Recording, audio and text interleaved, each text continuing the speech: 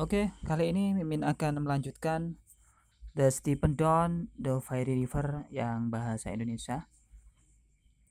Sebenarnya Sinli kemarin sudah masuk dan diantarkan ke kamarnya ya.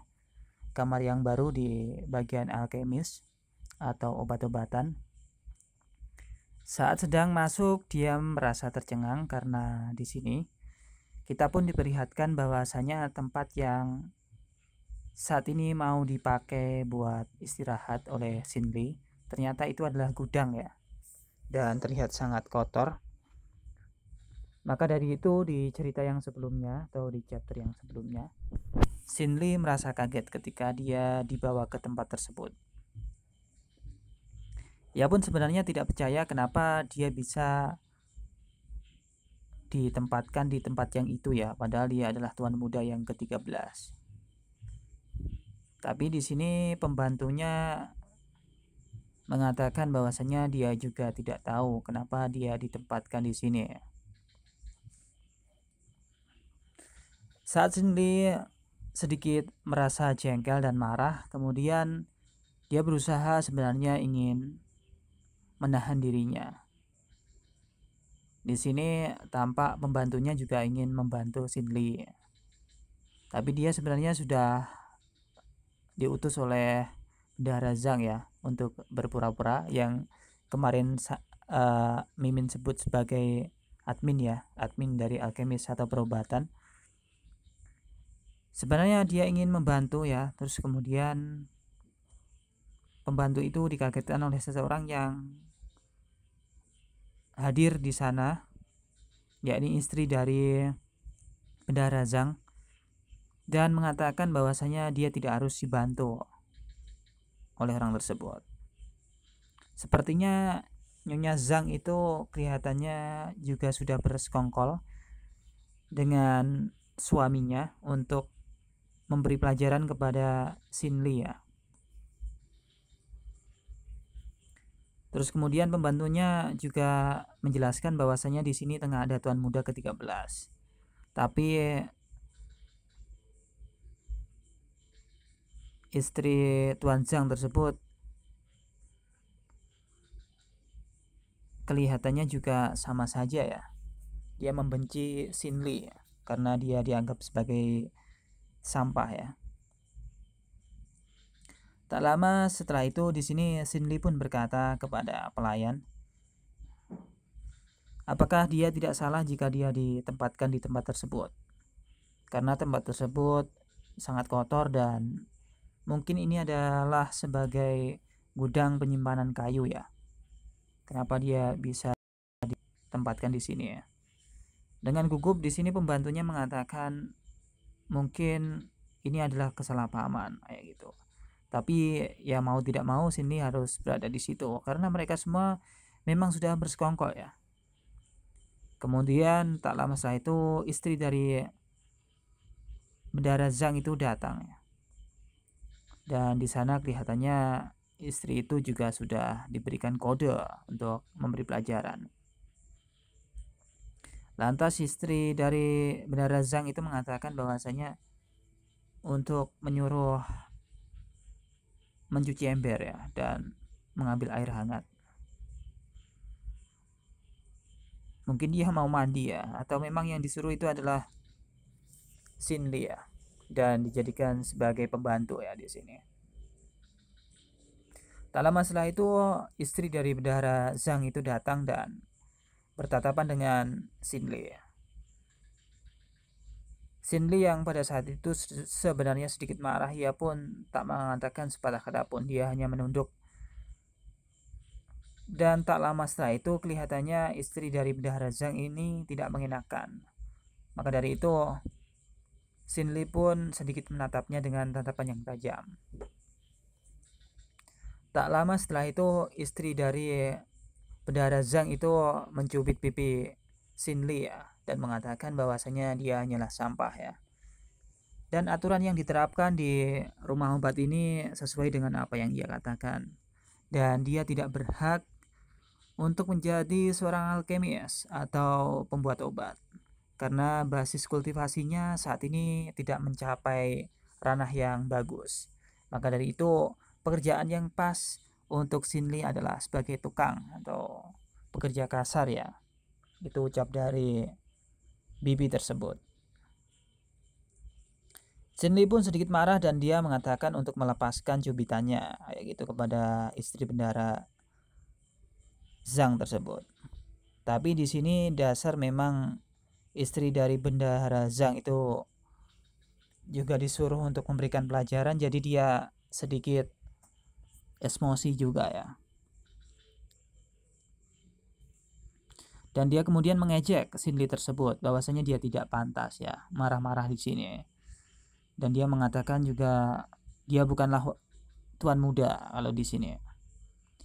Dia mengejek lagi bahwasanya Shinli ini hanyalah sampah dan sampah seharusnya tidak berada di sini ya, atau pekerjaannya tidak sesuai ya, gitu ya. Dia seharusnya sebagai tukang bersih-bersih. Dengan ada yang marah di sini, Shinli pun mengatakan lagi untuk melepaskan cubitannya ya kepada bibi tersebut. Tapi dasar bibi tidak mendengarkan perkataan Shinli. Di sini Shinli sedikit marah dan kemudian tak sadar mendorongnya ya.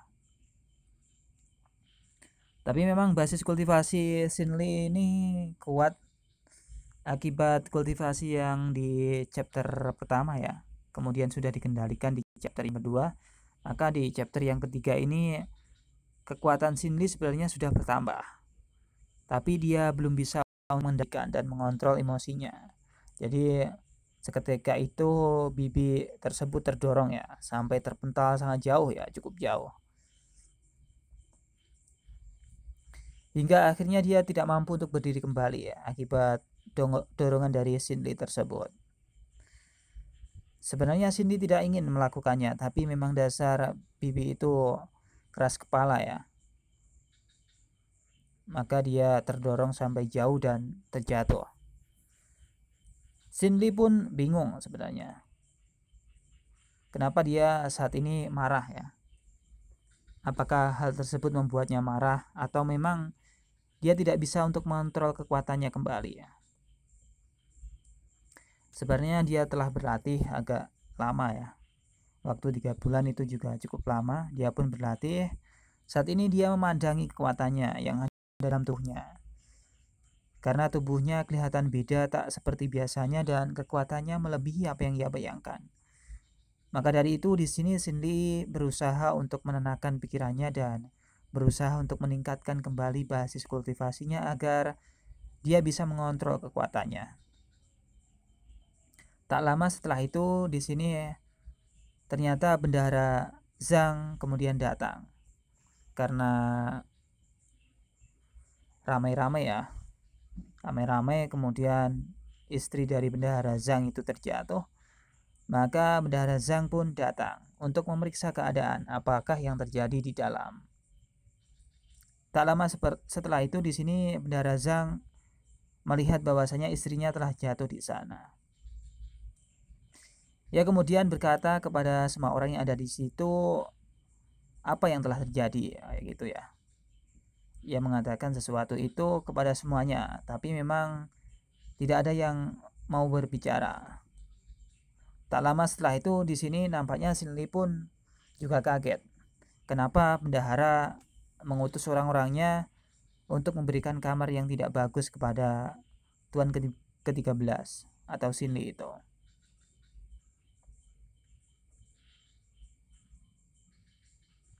Tak lama setelah itu di sini Shinli pun berkata kepada bendahara Zhang ya. Dia menceritakan apa yang telah dikatakan oleh istrinya ya. Soal peraturan yang telah ditetapkan di rumah obat tersebut. Kelihatannya menurut Shinli aturan yang diterapkan tersebut terlihat aneh ya.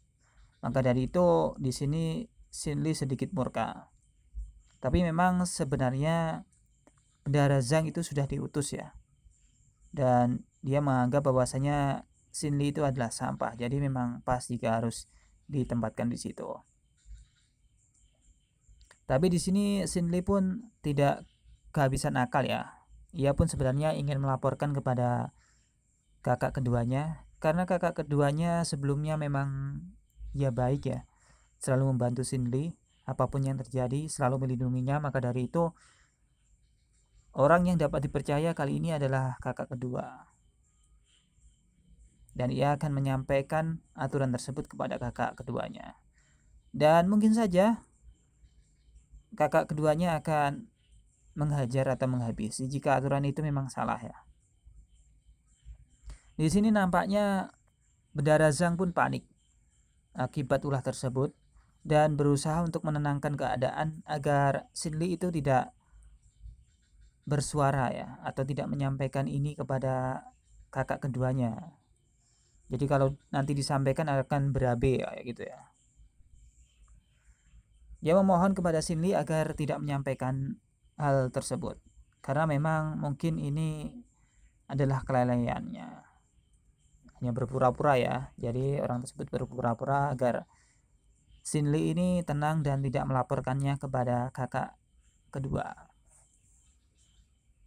Tak lama setelah itu di sini Bendara Zhang pun juga berpura-pura untuk memarahi bawahannya, juga memarahi istrinya ya.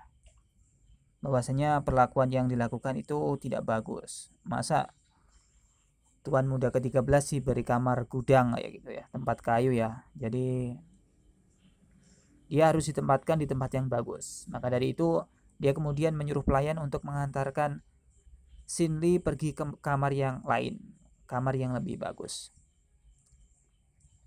Tak lama setelah itu pelayan pun mengiyakan dan mengikuti Shinli, kemudian mengantarkannya ke ruangan yang lebih bagus lagi. Di sini sebenarnya Bendara Zhang pun sedikit agak kecewa ya karena hal tersebut, tapi bagaimana lagi, sudah terjadi ya. Jadi dia harus melakukan siasat yang selanjutnya. Dan setelah pelayannya mengantar Shinli, di sini lagi-lagi Bendara Zhang berpura-pura ya untuk memarahi istrinya. Dia mengatakan bahwasanya perlakuan istrinya itu sangat lancang ya, kayak gitu. Biar bisa didengar oleh Shinli ya di sini. Tapi sebenarnya mereka memang berusaha untuk ingin memberi sesuatu yang buruk kepada Shinli ya, atau menghajar mereka ya. Di sini Bendara Zhang menganggap bahwasanya itu adalah sebuah penghinaan karena memang Shinli itu sampah dan tidak seharusnya sampah itu sombong ya, kayak gitu ya. Dan mereka pasti akan membalasnya suatu saat. Ketika Shinli diantar oleh pembantunya ke tempat yang lain, maka mungkin ini akan menjadi suatu kebaikan bagi Shinli ya. Dan dia tidak akan melaporkan kepada kakak keduanya. Tak lama setelah itu di sini istri dari Zhang itu kemudian bangun ya.